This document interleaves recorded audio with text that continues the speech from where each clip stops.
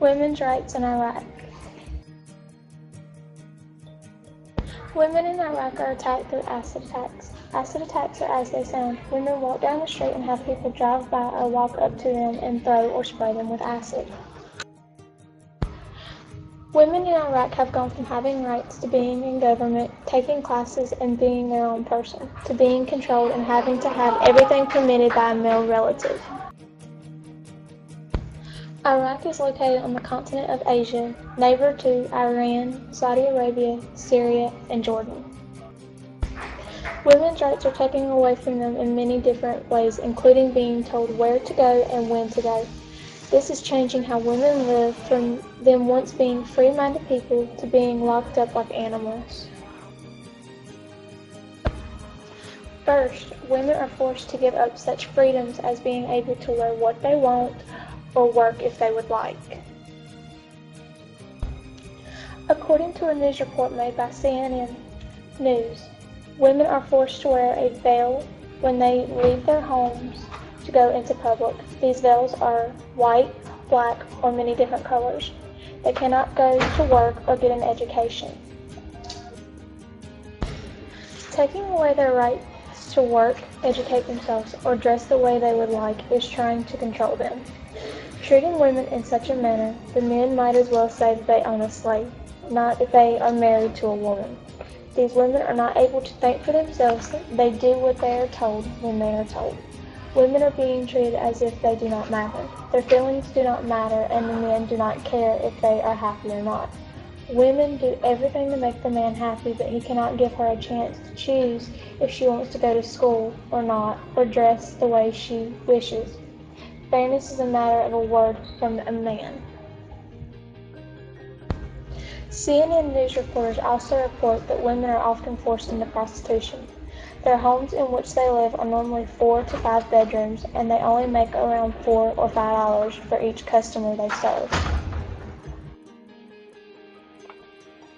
Forcing a woman into prostitution takes away her rights not only as a woman, but also as a human. She is being made to sell her body into something that she does not wish to do. In Iraq, it is dishonor to the family to have sexual relations with anyone other than their husband. Not only is it dishonor to the family, but any man that would force a woman into doing something as horrible as selling her body when she does not wish to is a low man that needs a lot of help. Also, in the same report, it says that some of the women that are forced into prostitution is because they have no other way of making a living to support their families. Taking away the jobs of women and them not being able to provide for their families, they are going to do what they have to do in order to make ends meet. If the government would allow these women a good education and a well-paying job, these women would not go into prostitution. When a woman is forced to quit her job, she finds the only thing she can think of in order to protect what they love, even if it means they will bring dishonor to their family, the one thing that they are trying to protect. According to Sylvia Springs, many times young girls are forced into arranged marriages. They take the girls' schools away from them, and some are even killed. Making a young girl marry a man that she does not know or wish to marry is taking away their rights by not only allowing her the love that she wishes. As a child, the one thing a woman looks forward to is to grow up and fall in love with the man that she dreams of. Forcing a woman to marry like this is a way of controlling her and telling her that this is the way life is.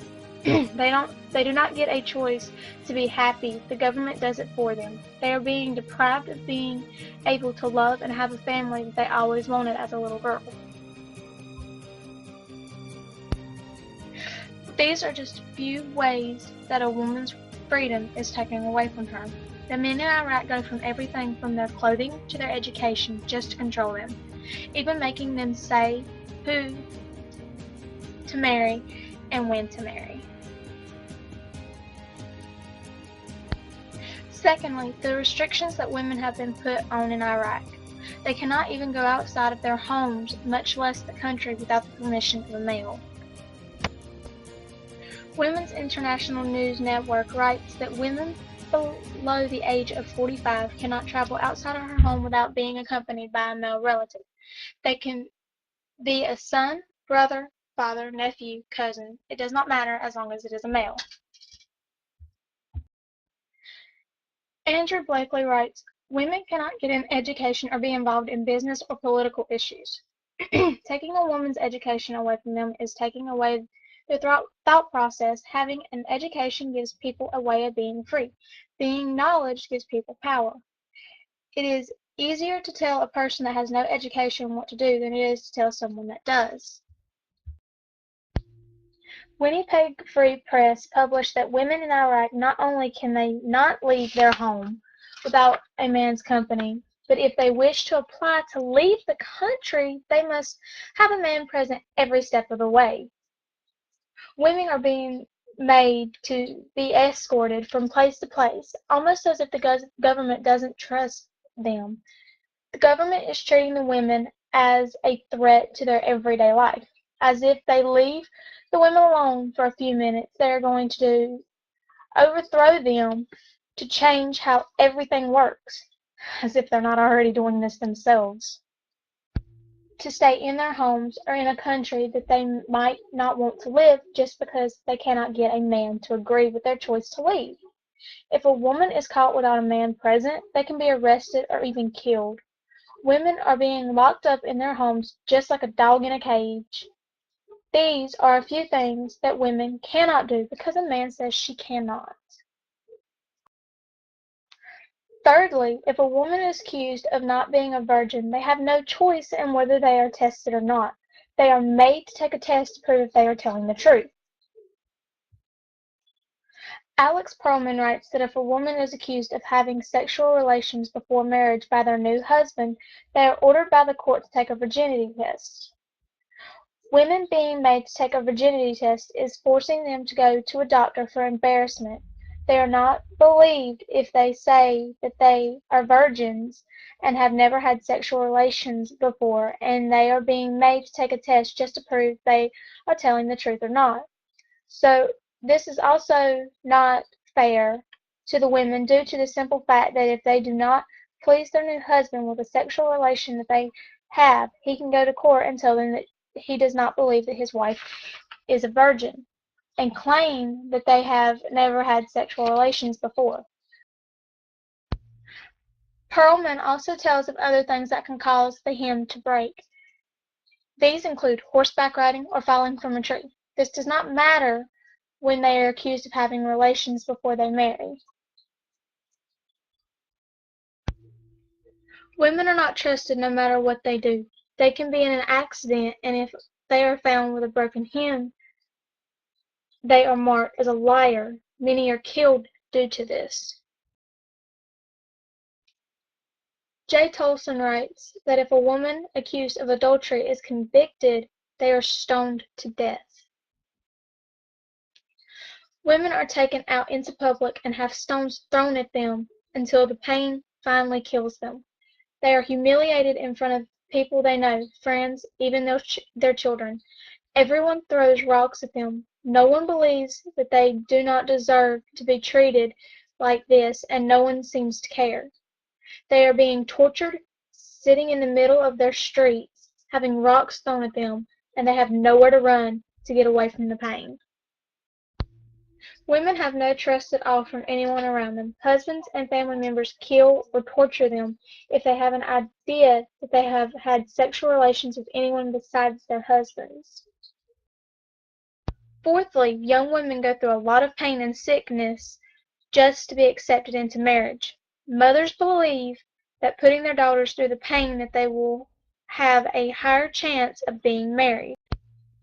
Tracy Shelton says that women are circumcised in their own homes without any kind of medicine or painkiller, and a razor blade is used to do the procedure. Many times there is more than one girl that is circumcised at one time, and the blade is not cleaned before each girl. This procedure is where young girls ages 14 and up have a female genital removed. Most of the time these girls go through all this pain, have other girls' blood in them due to the unclean blade, and get sick, all just to be accepted.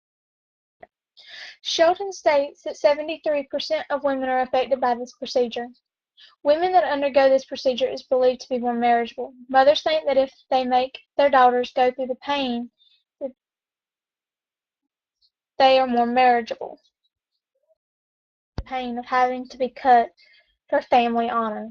They are forced by mothers or aunts to go through the procedure in order to be marriageable, to keep the honor that the family wants to have so bad.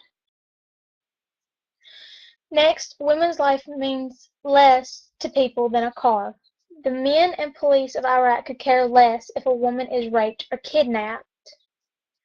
Ruba tells reporter Lauren Sadler about the night her and her husband was driving in the car when a group of guys decided that they wanted to carjack them and take her as extra.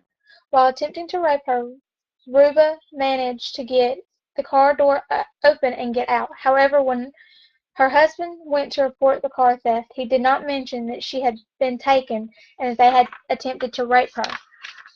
Ruba states that she learned that night that a woman's life means less to people than a car.